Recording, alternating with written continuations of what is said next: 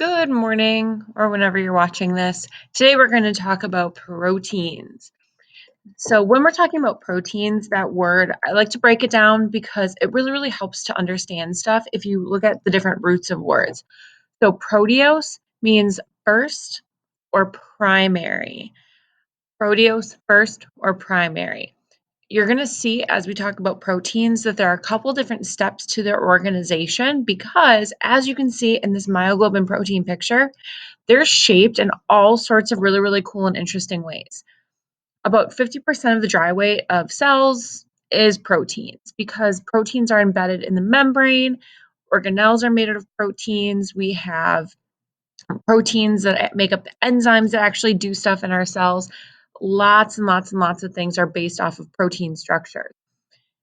These also contain the elements carbon, hydrogen, oxygen, nitrogen, and sulfur. When we're looking at the different functions for these molecules, proteins have tons and tons of different jobs. So when we're looking back to the other things that you get from food, like carbohydrates, their function is energy and structure. Lipids, their function is energy and structure. For proteins, they have so many different functions, but energy is like the last ditch effort. The way that we actually get energy from food is by breaking carbon to carbon bonds. So if we look at a carbohydrate, they have tons of carbon to carbon bonds. Lipids have tons of carbon to carbon bonds. Proteins have one per amino acid, so they're really not very useful at all. However, proteins can be shaped in all sorts of different ways. And if we use the adage form follows function, the different shapes of them can be used to function in many different ways. So one of them being transport molecules. So hemoglobin is going to hold all of the oxygen, transport it in your blood. Storage molecules, mechanical support. So in your skin, you have collagen that helps your skin to maintain elasticity. Later on, we're going to talk about signaling. So how cells actually talk to each other. Your immune system is completely based off of proteins. So if you don't get enough protein in your diet, your body can't make immune fighters. This is one reason why people that decide to go vegetarian or vegan, not that there's anything bad about those diets at all, they can be perfectly and very healthy. There are a lot of like extreme athletes that are actually vegan, but you have to do it properly because if you don't get enough protein in your diet, all of these areas that I have on this list are definitely going to suffer. So when we're looking at breaking down proteins, they are chains of amino acids. So we have an amino group, we have a carboxyl group, we have our central carbon, our H, and our R group. So once we have those different groups, that actually leads words are hard. That actually leads the groups to connect together. So if we look at that amino group, one of the H's will dissociate. And if we look at that carboxyl group, that OH will dissociate to make water. And then they will link together. So when we look at amino acids, we actually have 20 different types. The R group is the thing that changes with each one. So if we look down below, here would be leucine, which is a hydrophobic R group because it just has CHs. If there's just CH, it is hydrophobic. If we look at the hydrophilic groups, so the water-loving groups, we have things like cysteine that has that thiol group or the sulfhydryl group, or we have serine, which has a hydroxyl group or an alcohol group on it. So once again, that R group, that is the side chain, okay? That changes to make the property of that specific amino acid. This is where knowing your functional groups is really going to come in handy. So once again, looking at this whole molecule all together, everything is based around this alpha carbon. So when we're looking at these different amino acids, we're looking at ones that are non-polar. So glycine, that R group is just an H. Alanine, just a methyl group. Valine, 2 methyl groups. Leucine, 2 methyl groups with a CH chain. Okay, so we can keep looking at all of these different things. With methionine, even though there's a sulfur in there, it's still considered non-polar because that end is a methyl group. When we're looking at things like phenylalanine and tryptophan, These rings, remember, are just carbon and hydrogen. They're just carbon and hydrogen. So even when we look at tryptophan, that one little nitrogen does not make that whole group polar because the rest of it is so big and it will pull away from everything else. When we're looking at the ones that are polar or charged, now we're seeing terminal functional groups. So terminal at the very, very end, so they can interact with other amino acids in some sort of a solution or 3D form. When we're looking at ones that are acidic, these are ones that have a negative charge on them, so that H has dissociated into solution and it makes it acidic. If we're looking at the ones that are basic, they have an NH2, which is a positive because something has dissociated as well, making it a base. When we're looking at these amino acids as well, we have several that are called essential amino acids. Your body cannot physically make these, okay? Your body cannot physically make these, so you have to get them from food. Another reason that you have to have protein in your diet. And it doesn't necessarily have to be meat protein. It could be beans or nuts or even some different vegetables have little amounts of protein that if you eat enough of them, you can get the protein that you need. So these amino acids will join together, and that bond that's made is called a peptide bond. So the carboxylic acid group and the amino group on the other side, they join together. A water dissociates through dehydration synthesis, and we are making a peptide bond. So once again, here's just a picture of that. We've talked about it over and over and over again. Can you tell it's important? We have lots of different pictures of that in the PowerPoint. When we are looking at the actual function of our protein, form follows function. It's all about the 3D shapes of these things. So when we are looking at function of our proteins, we look at the 4 different stages of forms that these have. So the first form is the primary form, where that is merely just the order of all of those amino acids hooked together.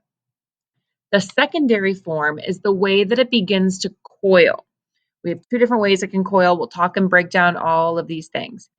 The tertiary form is how it folds together, and the quaternary fold is 2 or more of these, I call them globbies, coming together to have some sort of a greater function. So it's 2 parts, 2 individual protein chains that binds together to make a whole protein. When our proteins are folding together, these functional groups are very, very important. So a hydrophobic amino acid will be buried into the interior. So if we think about, I'm just looking around me for things. I will be right back.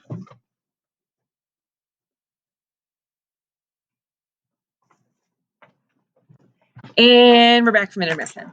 So if we think about a protein as like a chain, so each one of these is an amino acid. When the protein folds together, it's going to form a little clump, okay? Easy peasy lemon squeezy. The inside part are going to be the amino acids that are hydrophobic. They are scared of water, so they're going to fold to the inside of this little glob. The ones that are hydrophilic are going to go to the outside of the glob to interact with the water that's all around it. If we had an acid and a base amino acid, they are going to link together. So if we have an acid and a base across from each other, they are going to link together and make what is called a salt bridge. Okay, that's an ionic bond. When we talked about hair and why hair smells really, really bad if you burn it, because they have cysteine cross bridges. Cysteine is the amino acid that has a sulfohydryl group. What happens there is they will do that same link together if they're across from each other, and they form what's called a sulfur bridge or a disulfide bond. So if my hair was really, really curly and I would put heat on it to straighten it, what I'm doing is actually relaxing some of those bonds, okay? You can also get your hair chemically straightened, and what that does is it actually changes the chemical structure of your hair and breaks those sulfide bonds, and that's what smells so bad. It's sulfur being released.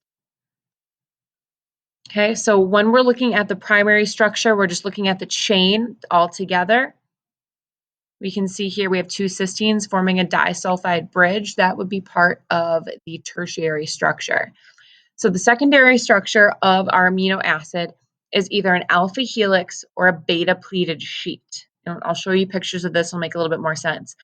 So once we have our primary chain of amino acids, we can form an alpha helix. So it can form a little twist and it links together with a hydrogen bond. Okay.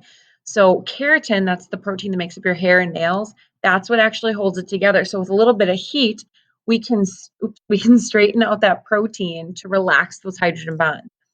We can also form a beta pleated sheet. So the pleated sheets are going to look something like this. Okay, so I just made it weave back and forth. And those are very, very strong. So different things like silk are made with those beta pleated sheets. So here's kind of a picture of what that looks like. So a beta pleated sheet is back and forth. An alpha helix is a very, very predictable coiled pattern, whereas a random coil does not have a hydrogen crosslink every 4 amino acids. So just another picture of how these things are put together. These are stabilized by hydrogen bonds. So we have an alpha helix, beta pleated sheet. So in our structure, once we have those beta sheets and our alpha helixes all situated, tertiary is the way it folds. So if I have a beta pleated sheet over here, alpha helix over here, and I have some hydrophobic amino acids over here, this whole thing is going to fold to the inside, and now we begin to fold and make interactions. So the order of our primary structure matters for making our proteins. It's going to make it fold in a very, very predictable way based off of those functional groups. So van der Waals forces, hydrogen bonds, ionic bonds are all there to stabilize tertiary structure. What a van der Waals force is it's actually just when molecules get really, really close together. Think of it as like molecular gravity, okay? So this is attracted to my hand because of gravity. Gravity is pulling down on it. A van der Waals force is similar, where if this was a molecule and this was a molecule, just because they're close together, they're going to be attracted to each other, okay? We also have some disulfide bridges form when 2 sulfonyl hydro groups are close together. And in order to assist with this, we have something called a chaperonin. So think of it like a chaperone. So this is a separate protein that opens up. So you can think of, we have our amino acid chain, it goes in there, and then it helps to put every little bond together. And then when it comes out, it's a perfectly folded protein. It helps to make all of those different interactions. So that is called a chaperonin, or I like to think of it as a chaperone. So it assists in proper folding, just like a chaperone at a field trip will assist the students in getting where they need to go. Okay, a chaperonin does the same thing for our proteins. So some of these interactions here, up here we have some hydrophobic interactions. We see some methyl groups folding to the inside. Notice that they're not attaching to each other. They're just attracted to the inside of that molecule because there's scary water all around. Here we have a hydrogen bond, disulfide bridge with those sulfur hydro groups. So those H's have dissociated to make our sulfurs bind together. And here we have a salt bridge with an ionic bond. So we have our NH3, which is a base, O negative, which is an acid. Acid and base come together to make an ionic bond. Then we have the quaternary structure. So with this quaternary structure, we can have lots of different things. Like collagen over here would be, see, I have more beads. I knew these would come in handy. So collagen, because it keeps our skin nice and tight, will wrap together, and then this will be the quaternary structure. So it's a long, skinny protein. The other one down there is hemoglobin. So that is actually 4, and I only have 2 chains, but 4 different ones together to make the final form of that protein. So it's an aggregate of different proteins. So once again, all of those different steps, we have our primary structure, which is the order, secondary structure, which is an alpha helix or a beta pleated sheet. Tertiary structure is when all of those things associate together with the help of a chaperonin. Quaternary structure is when multiple protein chains come together and link together in order to do some sort of a job. So structure and function are very, very sensitive to chemical and physical changes. And later on, we'll be doing a lab about this with enzymes because enzymes are proteins. So we can actually denature our proteins and change the shape of them if we raise the temperature, lower the temperature, raise the pH, lower the pH, a lot of these different things. This is one of the reasons why having a temperature and being sick is so detrimental. It actually stops your organ function because it denatures the proteins that are trying to get oxygen from point A to point B, trying to get antibodies from point A to point B. It can really, really harm those different things. Some proteins can be renatured, so it's showing this once conditions go back to where they like to be, they can reform, but not all. Think about this. If you have an egg, the white of the egg originally is clear. Once you cook it, so you raise that optimal temperature, it turns white. You can't uncook an egg. So not all proteins can be renatured. Some can, some cannot. And this is just, oops, this is just saying exactly what I did. Some can, some cannot. So it's not a hard and fast rule. If we change the structure of a protein, we're going to change the job of that protein. The classic example that's used quite a bit in biology is with sickle cell anemia. So sickle cell anemia is caused because of the hemoglobin in your blood cells. So this is the thing that actually helps your blood to carry oxygen. So in normal hemoglobin, the number 6 amino acid is a glutamine. In sickle cell, it changed to a valine. All that does is it changes the entire shape of that, oh my goodness, protein. It changes the entire shape of the protein because of the folding.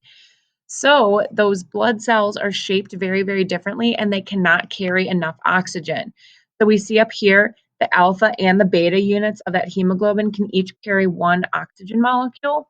Down here, only the alpha units can actually carry oxygen. So we're carrying half the amount, greatly reduced. An example of why this is important, structural properties of silk are due to beta pleated sheets. All those hydrogen bonds make silk fiber per fiber actually stronger than steel. Some of the first Kevlar like armor that like samurais would wear were just layers and layers of silk that were actually put under their armor, and it acted like Kevlar against like arrows and swords and stuff like that. So there's your fun fact for the day. So once again, this is just showing sickle cell anemia. The incorrect amino acid sequence can change that whole folding, and it changes the function of that molecule.